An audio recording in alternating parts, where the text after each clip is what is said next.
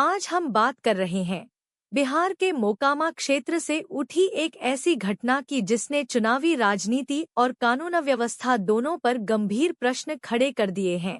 मोकामा के चर्चित नेता दुलारचंद यादव की हत्या। यह घटना सिर्फ एक जीवन के समाप्त होने से कहीं अधिक थी।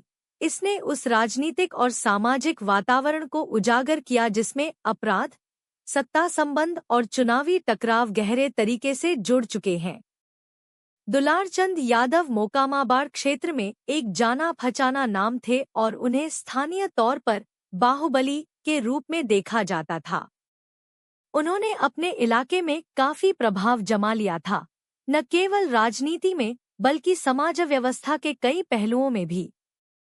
1990 के दशक में उनका नाता लालू प्रसाद यादव से रहा, जबकि बाद के वर्षों में उनके संबंध नीतीश कुमार और अन्य दलों से भी जुड़े। 2025 के विधानसभा चुनाव में वे जन सुराज पार्टी के स्थानीय उम्मीदवार के समर्थन में सक्रिय दिखे।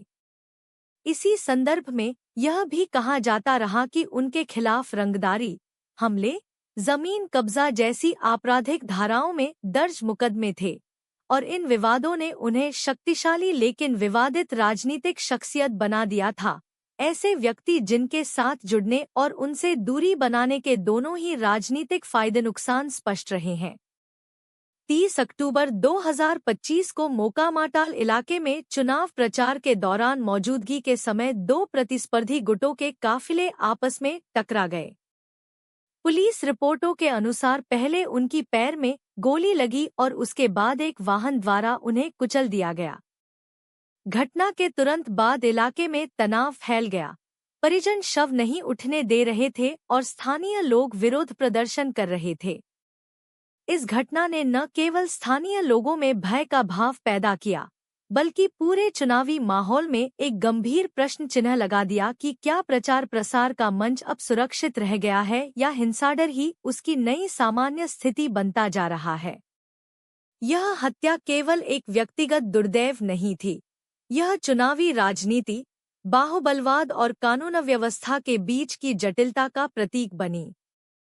मोकामा सीट पर विवादित उम्मीदवारों के बीच सख्त मुकाबला था और इस क्षेत्र की राजनीति में बाहुबल और आपराधिक आरोपों का लंबा इतिहास रहा है। दुलारचंद यादव के जन सुराज पार्टी के समर्थक होने की वजह से उनके समर्थकों ने इस घटना को राजनीतिक साजिश के रूप में देखा, जबकि अन्य दलों ने भी एक दूसरे पर आरोप लगाए कि हथियारधारी खुलेआम घूम रहे हैं और चुनाव के दौरान नियमों कानूनों को ताक पर रखकर हिंसा को अंजाम दिया जा रहा है। ऐसे आरोप प्रत्यारोपों ने प्रशासन पर भी सवाल उठाए कि क्या कानून व्यवस्था को चुनावी दबाव और सत्ता संबंधों से अलग करके छोड़ा जा सकता है। जब राजनीतिक कार्यकर्ता अपनी ही जमीन पर सुरक्षित नहीं है, तो लोकतंत्र की आत्मा पर प्रभाव पड़ता है।